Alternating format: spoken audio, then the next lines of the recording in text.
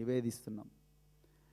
ఈరోజు రేవంత్ రెడ్డి గారు ముఖ్యమంత్రి కావడం, అదేవిధంగా వారి చేతిలోనే మున్సిపల్ మరియు పట్టణాభివృద్ధి శాఖ పెట్టుకోవడం, అదేవిధంగా వారి చేతిలోనే హోంశాఖను కూడా పెట్టుకోవడం. ఈ ఆంధ్రప్రదేశ్ చరిత్రలో కానీ తెలంగాణ చరిత్రలో కానీ ఎప్పుడు కూడా ముఖ్యమంత్రి గారి దగ్గర హోంశాఖ ఉండదు.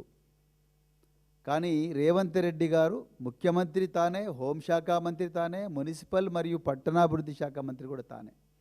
అదేవిధంగా మరొక సీనియర్ మంత్రి పొంగులేటి శ్రీనివాసరెడ్డి గారు కూడా తెలివిగా రెవెన్యూ శాఖను, అన్నిటికన్నా ముఖ్యంగా సమాచార పౌర సంబంధాల శాఖను, ఈ పత్రికలన్నింటినీ, ఛానళ్ళన్నింటినీ కూడా కంట్రోల్ చేసే ఏకైక శాఖ information and public relation department. ఇవి రెండు కూడా వారి దగ్గర పెట్టుకోవడం.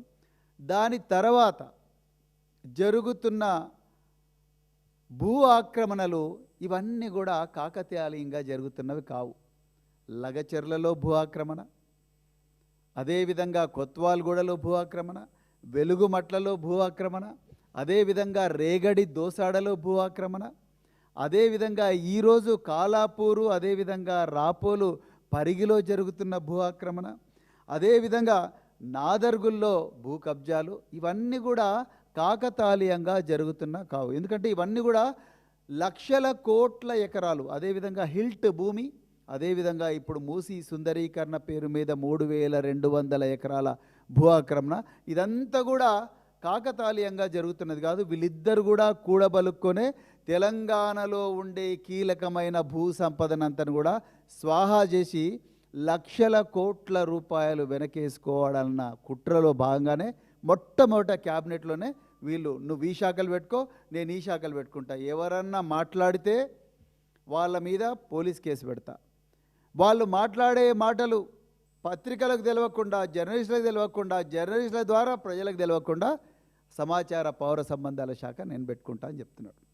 ఇది కుట్రపూరితంగా మాత్రమే జరిగింది. ఇది కాకతాళీయంగా జరిగిన సంఘటన కాదు. మొట్టమొదటి. ఇంకా రెండవది,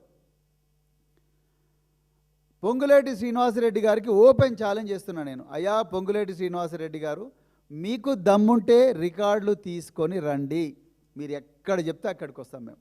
మీరు పాలేరుకు రమ్మంటే పాలేరుకు వస్తాం, మీరు ఖమ్మం రమ్మంటే ఖమ్మం వస్తాం, మీ కిమ్స్ ఎదురుగానే పెట్టమంటే పెడతాం, మీ రాఘవ కన్స్ట్రక్షన్ ఆఫీస్ ముంగట పెట్టమంటే పెడతాం, లేకపోతే మీ గాంధీ భవన్కి రమ్మంటే గాంధీ భవన్కి వస్తాం, లేకపోతే అందరం కలిసి తెలంగాణ అమరవీరుల స్తూపం దగ్గర ఓపెన్గా రికార్డులతో మాట్లాడదాం.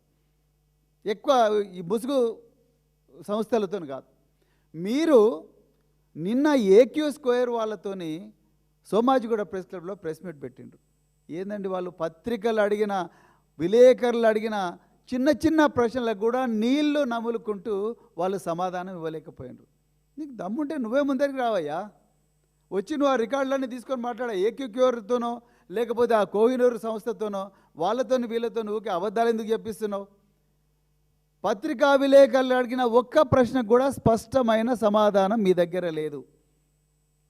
నువ్వు ఎట్లయితే కొత్వాల్గూడలో రాత్రికి రాత్రే కంటైనర్ మీద రాఘవ కన్స్ట్రక్షన్ ఉన్న బోర్డు ఉన్న ఆ కంటైనర్ మీద నీలి రంగుతోని నువ్వు చెరిపేసినంత మాత్రాన ఈ ఆధారం పోతుందా శ్రీనివాసరెడ్డి? మేము అక్కడ పోగానే మొత్తం పెయింట్ అంతా పచ్చి పచ్చిగా ఉన్నది, చేయితో తుడిస్తే RAGAVA రాఘవ, RAGHAVA రాఘవ అని చాలా క్లియర్గా అక్కడ రాసి ఉన్నది. నువ్వు కళ్ళు మూసుకొని పాలు తాగుతుంటే పిల్లి ఏమందరికి తెలియకుండా ఉంటానంటే ఎట్లా అనుకుంటాం? మీరు ఏక్యూ స్క్వేర్లో మీ అబ్బాయి Ponguleti Harsha Reddy crystal mansions private limited, అది డైరెక్టర్ కాదా? మీరు 3 సార్లు చేంజ్ చేసారు. ఒకసారేమో కోహినూర్ రోడ్ ఆ భూమి నాదంటాడు, ఇంకోసారేమో ఏక్యూ స్క్వేర్ రోడ్ మేము కూడా కొనుక్కున్నామంటాడు, ఇంకోసారి క్రిస్టల్ మ్యాన్షన్. అన్నిట్లలో కూడా కామన్ థ్రెడ్ ఏందంటే పొంగులేటి హర్షారెడ్డి. శ్రీనివాసరెడ్డి గారు, మీరు న్యాయబద్ధంగా డబ్బులు చేసుకుంటే మాకేం అభ్యంతరం లేదు.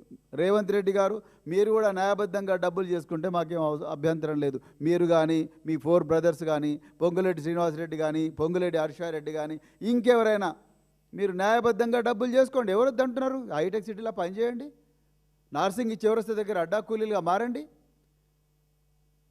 లేకపోతే ఎల్బీ నగర్ చౌరస్తా దగ్గర సాగర్ రింగ్ రోడ్ దగ్గర అడ్డా కూలీలుగా మారండి కదా మీరు. లేకపోతే బోడుప్పల్ దగ్గర ఉప్పల్ దగ్గర అడ్డా కూలీలుగా మారండి. లేకపోతే షాపులలో మాళ్ళల్లో సేల్స్మెన్గా మారండి. లేకపోతే ఆటోలు నడిపియండి. రోజు ఆటో రిక్షా డ్రైవర్లు దేవరకొండ నుంచి బంజారా సోదరులందరూ కూడా వచ్చి రాత్రింబావులు పంజాగుట్ట చౌరస్తా దగ్గర రాత్రింబావులు ఆటోలలో వండుకుంటారు కదా, మీరు కూడా ఆటోలుగా మారండి. లేకపోతే లారీల డ్రైవర్లుగా మారండి, లారీలు నడిపియండి, కష్టపడి సంపాదించండి. లేకపోతే రైతులుగా మారండి, రైతు కూలీలుగా మారండి, రైతు బజార్లలో కూరగాయలు అమ్మండి, న్యాయబద్ధంగా సంపాదించండి. ఇంత దుర్మార్గం ఏంటంటే ఇప్పుడు శ్రవణ్ గారు ఆధారాలతో చెప్పిండు కదా, 373 ఎకరాలు ఇది ప్రభుత్వ భూమే, ముమ్మాటికి ప్రభుత్వ భూమే. మీరు సుప్రీంకోర్టులో ఇది ప్రభుత్వ భూమి కాదు ప్రైవేట్ భూమి అని అంటున్నారు. అన్నప్పుడు ల్యాండ్ సీలింగ్ యాక్ట్ ప్రకారం ఈ ఏదైతే యాక్ట్ ఉన్నదో ల్యాండ్ రిఫార్మ్స్ యాక్ట్, ఇది one of the best acts. రాజ్యాంగం పెట్టిన అన్ని పరీక్షలను కూడా తట్టుకొని నిలబడ్డ ఒక గొప్ప చట్టం కాంగ్రెసే పట్టుకొచ్చింది. లక్షలాది కోట్లాది మంది తెలుగు ప్రజలకు భూమినిచ్చి వాళ్ళకు ఆసరనిచ్చి నీడనిచ్చిన ఈ చట్టం ఎన్నో రాజ్యాంగ పరీక్షలను తట్టుకొని నిలబడ్డది. ఇందులో ఆర్టికల్ సెక్షన్ 28 చాలా క్లియర్గా, సెక్షన్ 28 ఏం చెప్తున్నది? The act to override other laws, the provisions of this act shall have effect notwithstanding anything inconsistent with any other law for the time being in force or any custom, usage or agreement or decree or order of a court or tribunal or any authority. ఈ దేశంలో ఏ authority, ఏ court, ఏ injunction ఇచ్చినా ఇది చెల్లదు అని section 28 చెప్తున్నది. శ్రీనివాసరెడ్డి గారు దయచేసి మీ advocate జనరల్ను, మీ GP రెవెన్యూను వీళ్ళందరినీ పిలిపించుకొని చెప్పండి, తెలుసుకోండి వాళ్ళ దగ్గర నుంచి. నేను ఇవాళ ఆర్డీఓ గారిని, రంగారెడ్డి జిల్లా collector, HYDRAA commissioner, MRO Adibatla మిమ్మల్ని ఓపెన్గా అడుగుతున్నా. Circle inspector of police Adibatla, future city commissioner of police Cyberabad, DGP మిమ్మల్ని ఓపెన్ అడుగుతున్నా. మీరు ఎవరి వైపు? తెలంగాణ ప్రజల వైపా? తెలంగాణ ప్రజల ధన మాన ప్రాణాల వైపా? ఇలా నేను ఇలా ఓపెన్గా సైబరాబాదు ఇప్పుడు ఫ్యూచర్ సిటీ అని పెట్టిండు Revanth Reddy, future city commissioner అడుగుతున్నా. మీరు ఇచ్చిన ఎస్ఓపీస్లో చాలా క్లియర్గా ప్రభుత్వ భూమి టైప్ 13 వయలేషన్ ఎక్కడైతే ఉందో, ప్రభుత్వ భూమి ఎక్కడైతే ప్రైవేటు వ్యక్తులు ఆక్రమిస్తారో అర్జెంటుగా మీరు చేయాల్సిన మొట్టమొదటి పని ఏంటి? సువోమోటోగా కేసు రిజిస్టర్ చేసి ఎంఆర్ఓకో ఆర్డీఓకో లెటర్ రాసి, అయ్యా ఇది ప్రభుత్వ భూమి అని అంటే మేమంటే వాళ్ళు ప్రైవేట్ భూమి మాదని ఒక ఇంజెక్షన్ చూపిస్తున్నారు, ఇట్లా మతలావేంది, మాకు నిజం చెప్పండి అని చెప్పాల్సిన మీరు 600 మంది రైతులు తరతరాలుగా ఆ భూమి మీద బతుకుతూ ఉంటే, వాళ్ళొచ్చి ఆదిబట్ల పోలీస్ స్టేషన్లో కంప్లైంట్ చేస్తే, వాళ్ళొచ్చి ఆర్డీఓ గారికి కంప్లైంట్ చేస్తే, మీరు బౌన్సర్లతో కుమ్మక్కయ్యి, పొంగులేటి శ్రీనివాసరెడ్డితో కుమ్మక్కయ్యి కుళ్ళబొడిచి బొందలలో పడేస్తారు ఆ రైతులను. నిన్ననే